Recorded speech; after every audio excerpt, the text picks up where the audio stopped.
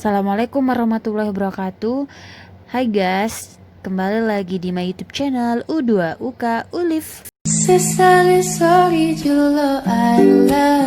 lupa like, comment, subscribe, and share ya guys. 1, 2, 3, subscribe now and tekan tombol lonceng biar kalian dapat notifikasi di video-video berikutnya. Selamat menikmati, like and share ya guys. Yuk simak episode kedua bersama Iva Misbah, Pustakawan Dapur Kultur. Pengurus di LKKNU bersama Mbak Odak, beliau sebagai ketua di LKKNU, dan ini sepertinya kalau tidak salah sih Mbak Odak itu dari beberapa dekade berjalannya PCRU Sumeneb itu sepertinya ini yang pertama LKKNU itu maksudnya dipegang oleh perempuan. Walaupun sebelumnya mungkin ada tapi tidak mencuat di permukaan seperti itu. Kemarin itu apa sih Mbak anunya? Diskusi tentang itu kemarin seminar tentang konsep keluarga maslahah. Keluarga maslahah NU. Kebetulan materinya siapa sudah Mbak? Bu Nur Rofiah. Bu Nur Rofiah. Via ini ya? Iya, Zoom. Via Zoom. Dan materinya via Zoom, acaranya blended offline dan online. Oke. Nanti dalam waktu dekat ini akan ada ini lagi.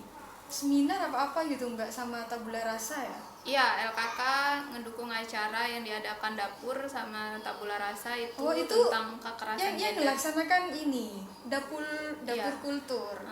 Oh, supportnya dari LKK juga. Iya. Siapa aja emang yang ini yang jadi supporternya? Supporternya banyak sih, ada LKK, NU, ada NU online, terus Kopri, PMII, cabang dan komisariat, terus ada Kohati, HMI, Kohati juga. Terus ada Koalisi Perempuan Indonesia, KPI, terus ada Sarasehan Perempuan. Terus ini baru penyelenggaranya itu kan Dapur Kultur bareng sama Tabula dan bareng lagi sama Forum Perempuan Sumeneb. Tapi ini belum launching nih Forum Perempuan Sumeneb gitu. Ini acara perdana dari komunitas yang sebenarnya ini belum launching gitu. Bahkan kami juga belum tahu apakah nama Forum Perempuan Sumeneb ini akan dipakai seterusnya atau kami akan berganti nama gitu. Jadi ini kelompok yang belum launching tapi udah bikin acara duluan gitu. Nggak apa-apa kan, sebenarnya bukan di situ ya, tapi lebih kepada bisa berbuat apa gitu. Soal nama itu belakangan lah Mbak. Betul, aku juga berpikir begitu, makanya nggak apa-apa meskipun belum launching bikin acara dulu. Saya termasuk nggak Mbak kira-kira ya? Termasuk di forum perempuan ini? Harus masuk dong. Harus masuk lah. Oh ini juga karena dari kemarin sebenarnya memang saya sudah kontak-kontak Mbak Iva untuk ini bisa masuk di vlog narasi perempuan.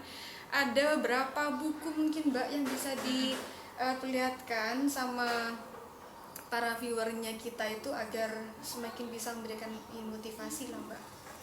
Oke, aku pertama ada buku dia. Sebenarnya kalau buku yang membawa aku ke dunia baca itu ada banyak sekali ya.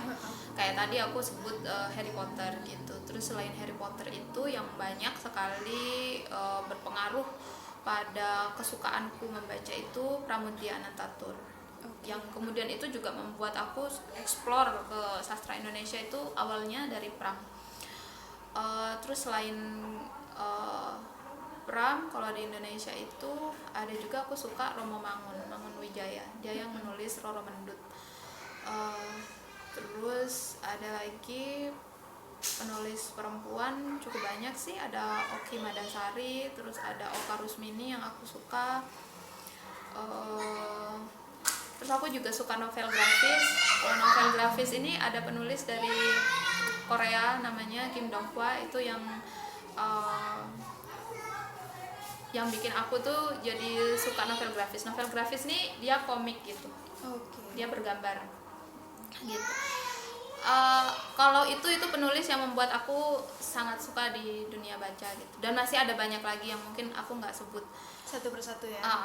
Kalau ditanya soal penulis yang dia membawa gagasan tentang perempuan dan membuat aku punya kesadaran gender gitu ya, itu aku bisa bilang awal mulanya itu dari Pram.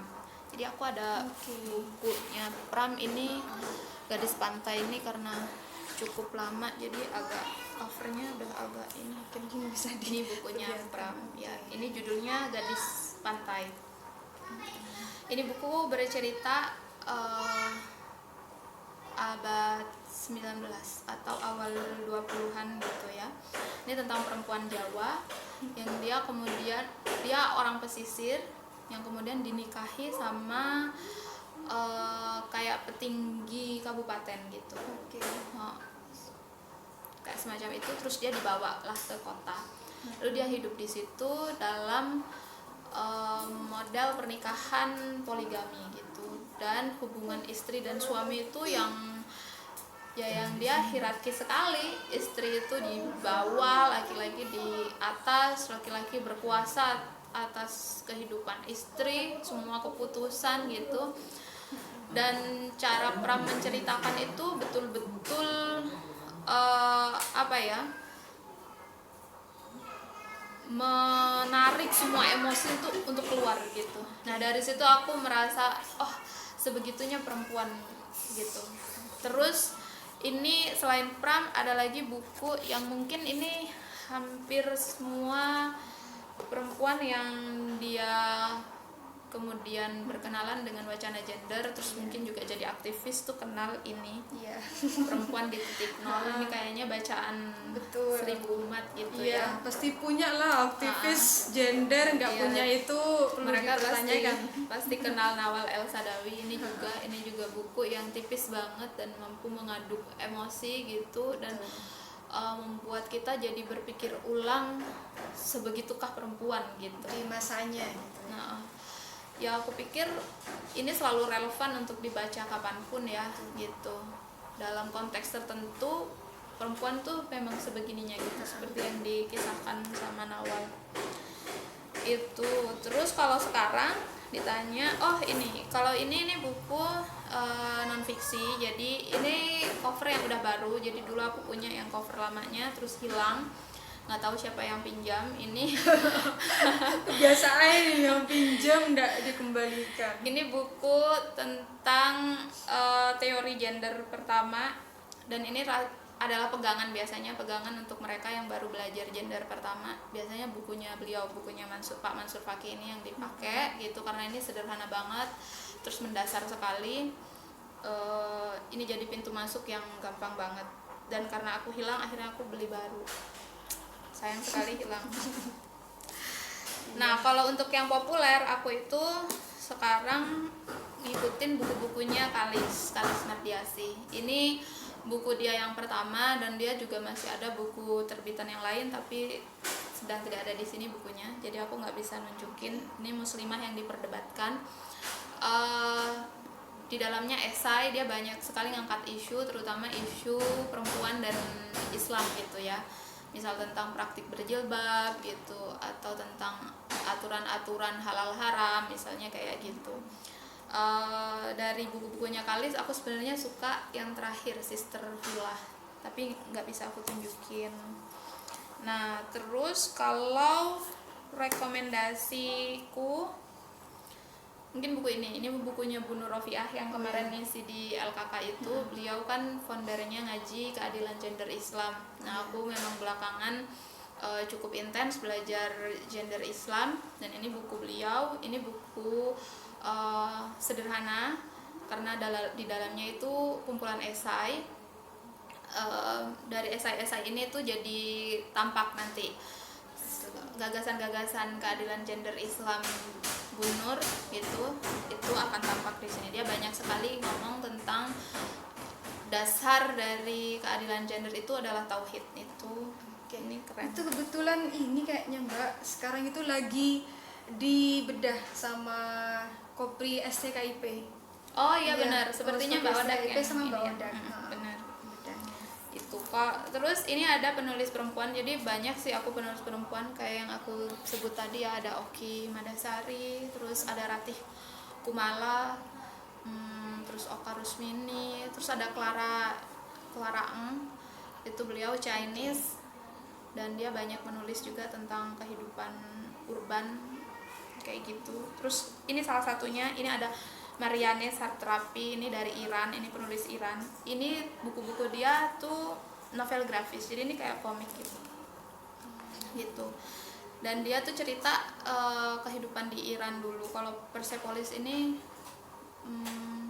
dia banyak sekali ngangkat background politik Iran gitu. Kalau ini Bordir, ini dia ngangkat tentang perempuan. Topiknya itu perempuan sekali, dia ngangkat bagaimana perempuan dengan segala persoalan-persoalannya gitu. Persoalan bahkan yang dirancang dan lain-lain gitu, itu diceritakan dalam bentuk sangat kompleks banget sih bicara soal dalam perempuan bentuk gitu. grafis seperti ini. Ini Marji ini salah satu favoritku di novel grafis itu. Oke, terima kasih Mbak Rifa. Jadi kalau melihat dari ceritanya beliau dengan beberapa dinamikanya dan ada berapa banyak tokoh-tokoh yang sudah beliau kenal, walaupun masih via buku, Ya. itu kan sangat luar biasa sekali. Jadi setidaknya walaupun kita tidak ketemu langsung sama orangnya, dengan membaca karyanya kita tahu siapa Pramudia Anantatur dan lain sebagainya, seperti halnya yang disebutkan sama Mbak Iva tadi. Jadi benar memang kalau bicara persoalan bahwasanya ketika kita punya karya, apalagi ditulis, maka kita akan hidup sepanjang masa karena karya kita akan dibaca oleh generasi kita. Nah selebihnya ini Mbak, saya minta ini aja ada beberapa pesan barangkali yang akan disampaikan pada para viewer narasi perempuan. Iya. Ini sebenarnya ada kaitannya sama pertanyaan Mbak Uli tadi soal bagaimana sih di rumah tangga itu ya gitu, terutama dalam menyelaraskan atau mungkin lebih tepatnya menyetarakan hubungan dengan antara suami dan istri gitu. Karena kalau kita mengacu pada konstruksi di masyarakat, relasi antara suami dan istri itu kan biasanya tidak imbang gitu. Dia biasanya berat pada posisi laki-laki. Jadi untuk menyetarakan posisi itu kita tuh butuh effort, harus ada usaha untuk saling mengakui bahwa laki-laki dan perempuan itu sama dan kita berproses dalam rumah tangga itu juga dalam peranan yang sama gitu. Itu perlu usaha. Nah, aku merasa dalam prosesku berumah tangga itu banyak sekali disupport dari bacaan, karena aku tidak bisa memungkiri apa-apa yang ada di dalam pikiranku gitu ya, cara pandangku, cara pikir gitu, itu terbentuk oleh banyak bacaan, Referensi, banyak gitu, dan ya. itu disumbang oleh banyak sekali nama gitu. Banyak sekali penulis yang sudah berjasa membuat aku punya cara pikir tertentu gitu, yang kemudian ketika aku memulai kehidupan rumah tangga itu semacam sudah ada di dalam diriku untuk aku tahu ketika berumah tangga ini sama pasangan harus bisa nih memunculkan kesepahaman soal kesejajaran posisi gitu ya, dan bagaimana kita harus saling adil satu sama lain gitu, termasuk nanti untuk anak-anak nanti di pengasuhan gitu. Meski memang praktiknya ini nggak mudah, terutama kalau aku sendiri sekarang tantangannya itu di pengasuhan ini nggak mudah gitu, tapi ya dengan kesadaran itu kita jadi sadar bahwa ini nih prosesnya gitu, ini proses perjuangannya tuh ini gitu. Nah, aku pikir itu banyak sekali manfaat dari bacaan. Bagaimana kita memulai relasi yang setara itu, awalnya itu kan dimulai dari kesadaran kita terhadap diri kita. Aku itu berharga, aku itu sama seperti kamu. Aku itu kalau disakiti, kamu itu kalau disakiti sakit, aku juga kayak gitu. Kamu kalau dihargai itu kamu merasa senang, aku juga merasa begitu. Nah, kemampuan kita untuk menghargai diri, kalau dalam pengalamanku itu aku tersupport sekali dengan bacaan gitu, terutama bacaan-bacaan yang fiksi gitu, karena fiksi itu kan ngasah rasa ya, dia mengasah rasa gitu, dia memunculkan empati, kita bisa berempati dengan tokoh gitu, kita tahu ketidakadilan yang menimpa dia, yang ketidakadilan itu seringkali sifatnya ini kan kasat mata, kita tidak bisa meraba itu gitu, tapi bisa merasakan. Nah, sastra itu dia punya caranya sendiri untuk kita pembaca itu merasakan ketidakadilan itu gitu, merasakan kesulitannya, merasakan kesusahannya gitu. Nah, dari situ aku merasa aku itu harus dihargai juga, aku itu juga manusia, aku itu juga harus dicintai dan lain-lain. Nah, dari situ aku pikir tuh kedirianku itu tumbuh dan menjadi gitu, proses menjadi diri ini dia disupport sama banyak bacaan. Aku pikir itu ya, relasiku dengan bacaan itu menjadikan diriku seperti sekarang, dan dalam konteks rumah tangga itu juga yang punya andil besar gitu untuk membuat rumah tanggaku ini lebih setara, lebih adil gender gitu, semacam itu. Oke, terima kasih Mbak. Sama-sama. Luar biasa ya Mbak Iva ini, khususnya caranya beliau dalam mengelola ya, mesti membangun rumah tangganya sedemikian. Hai guys, pasti penasaran rupa ya? yang Ayo, kalau berkeadilan penasaran, gender itu kita yang simak membutuhkan video-video proses yang berikutnya. sangat Jangan luar lupa biasa sekali, dan like, itu comment, jelas subscribe, akan and kita share ya guys. Dan dapatkan terus ketika kita pantengin memang YouTube channel benar-benar kita. paham gender itu seperti apa, karena hari ini memang kebanyakan di antara kita yang masih belum paham betul sebenarnya gender itu apa dan apa goal yang diinginkan oleh gender itu sendiri, sehingga ketika kita bicara soal gender seolah justru akan menimbulkan kontradiksi dari pihak kaum Adam gitu ya, bahwasanya memang sudah kamu memang ruangnya di domestik saja, kasur, sumur, dapur, yang saya yakin itu akan terus berlanjut, akan terus merajalela ya. Bahkan kalau bicara soal gender, jelas itu sebenarnya ingin agar dalam keluarga itu menjadi mitra. Bagaimana seperti yang disampaikan sama Mbak Iva tadi, saling melengkapi, saling bekerja sama, bahwa kita adalah sama di mata manusia maupun di mata Tuhan, karena yang membedakan kita adalah ketakwaannya. Terima kasih Mbak Iva atas waktunya. Sama-sama. Sangat luar biasa sekali kajian kita untuk kali ini, dan jelas ini tidak hanya berhenti di sini, bahkan kita sudah mendiskusikan bersama bahwa nanti insya Allah ke depan akan ada hari untuk kita jadikan hari membaca, yang entah Jumat membaca atau Selasa membaca, agar dapur kultur ini tidak menjadi ruang yang usang tanpa ada penghuninya. Terima kasih, sekian dari kami Narasi Perempuan. Lagi-lagi saya ucapkan banyak terima kasih sama Mbak Iva. Semoga kedepannya, dan ini acara yang akan dilaksanakan Dapur Kultur tanggal berapa Mbak? Tanggal 17 Januari. Oke, sudah sebentar lagi 15 Januari. 15 Januari. Iya. Berarti sudah tinggal menghitung hari. Iya. Dapur Kultur akan melaksanakan seminar yang itu via Diskusi sih. Zoom. Diskusi via Zoom. Tentang Silakan. kekerasan gender berbasis online. Oke, kekerasan gender berbasis online itu sangat luar biasa sekali, temanya menarik, wajib untuk kita ikuti sebenarnya sebagai kaum perempuan yang sangat sensitif gender. Sekian dari kami. Wallahul muwaffiq ila aqwamit thoriq. Assalamualaikum warahmatullahi wabarakatuh. Waalaikumsalam.